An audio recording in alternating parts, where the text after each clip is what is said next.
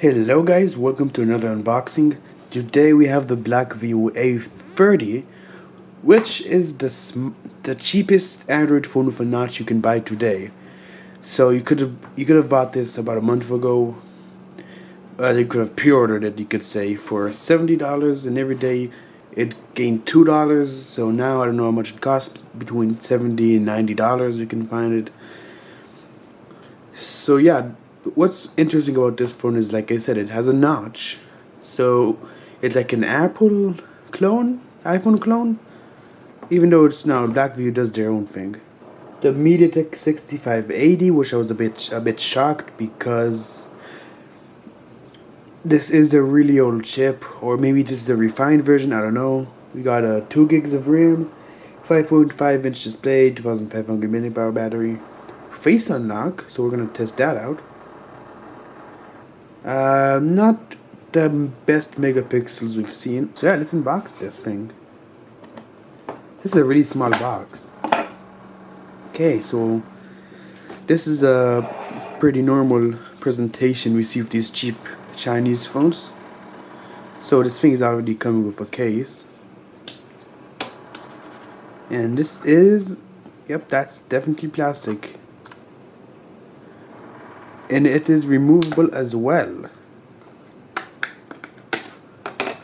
So yeah, the battery is being covered. This is a really tiny battery. Well, it is only 2,500 mAh, so it's really small. Just shy of the battery capacity on the iPhone 10, which is 2,616. But Apple has their own iOS, so it's really well optimized. And over here we just have a screen protector. No. Okay, we have a screen protector here, and that was just like the protector to protect the screen protector. Anyways, let's take out this battery, take off the cover so we can turn this phone on. Don't ask me how I managed to take the label off without even taking off the battery, because this battery is really well placed. Something is blocking this. So it doesn't matter as long as I got the cover off. First impressions, yeah, this is really light. So let's try to power this on.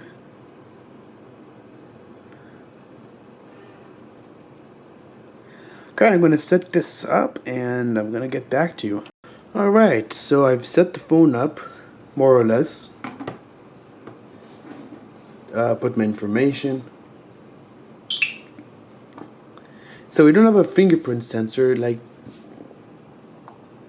this thing solely has face unlock, which I haven't tried yet. And as you can see, this is Android 8.1 stock version. It's not completely stock, however. The BlackView always adds their own skin. So we have Google Apps. Now let's go to settings as soon as I figure out how. Oh, it's down here.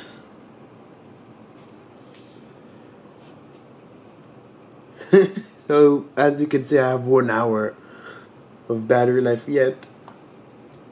left. I mean, showing the battery saver. Now on the percentage.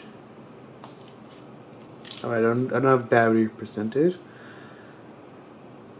So let's find this face unlock feature. We're gonna see how that works.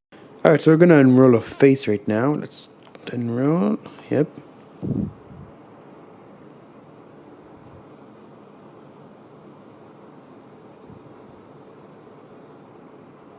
Face enrolled.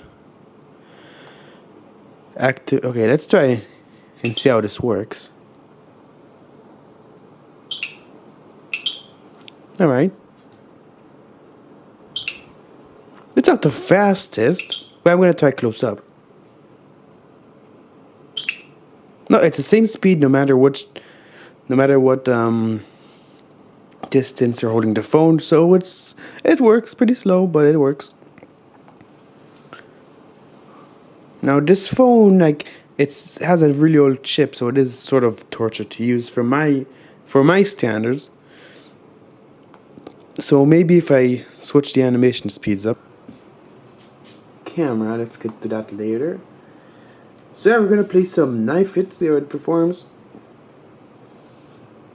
Viewing full screen. So yeah, first impressions, I mean, we do have a huge bezel over here. And a notch at the top, which, I mean... And you... The lock button is so sensitive, I keep pressing it by accident. Can't detect my face right now, alright. Let's play some knife hit. So yeah, I know this game is pretty simple. It's to test the performance. So if a phone can't handle this, then it means it's a really weak one. But as we can, yeah, touch sensitivity is not on point. And when you're playing these type of games, you need good touch sensitivity. Alright, so this is playable. So I mean, it is doing pretty well for the chip that it has, I gotta admit. Okay, that was an interesting way to clear applications. The release of 300 megabytes memory, yeah. So let's watch some YouTube.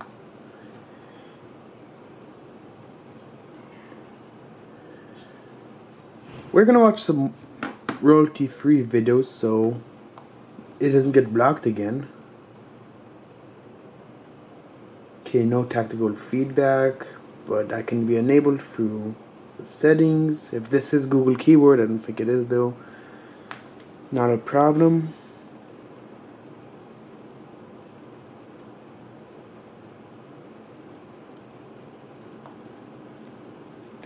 So yeah, I mean, this phone performs overall good, but that's touch sensitivity is really torture. I don't know if you can change that or not.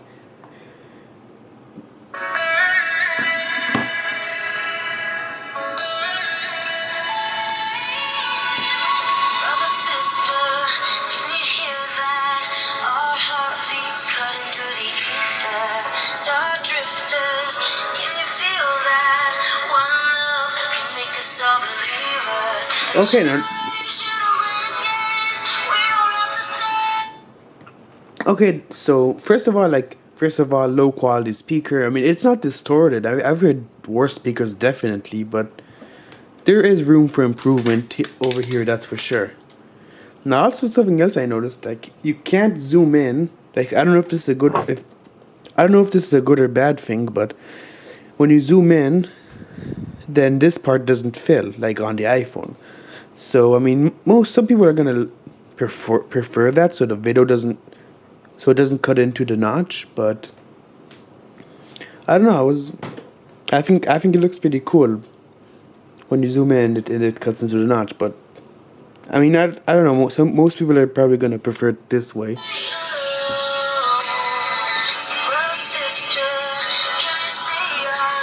Okay, speakers here on the side.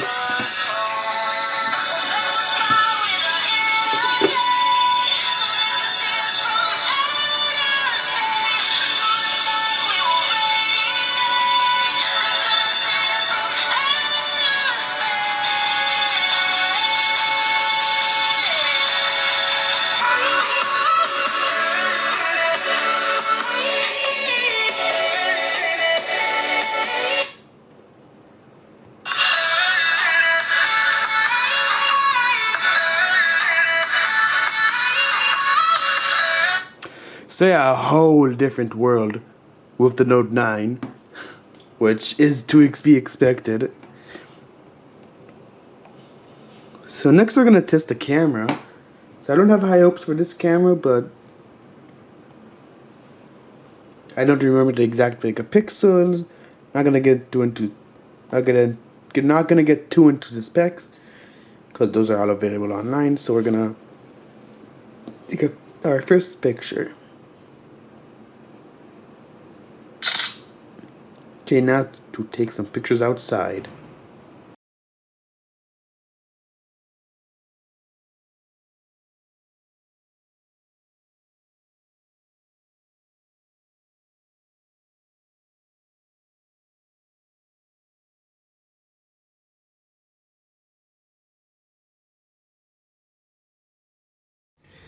Okay, rear facing camera on the BlackView A30. 1080p video. I'm gonna try focusing here. Let's see if I can focus on this plant over here. Alright, won't budge. Right, front facing camera on the BlackView A30. I don't know if I'm recording at the highest quality, I probably am. So I don't have much hopes for this one.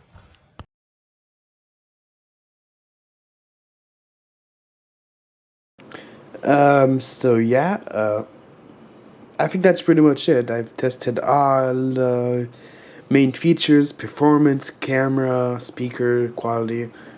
But if you have any other questions about this phone, let me know in the comments below. Do I recommend it? No, it's not a good phone.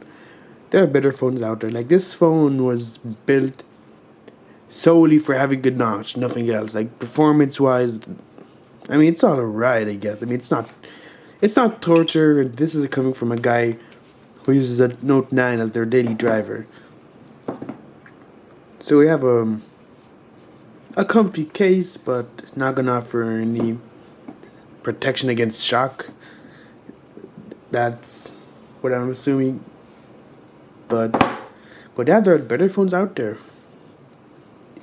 And even for this, I'm not saying there's better phones that are out for this price. But if you just spend a couple more dollars, like $50 more, or maybe even $100 more, you're gonna save up and get something way better. You're gonna be way happier if you save up. Like, I heard the Poco phone is only $300. You can pick that up.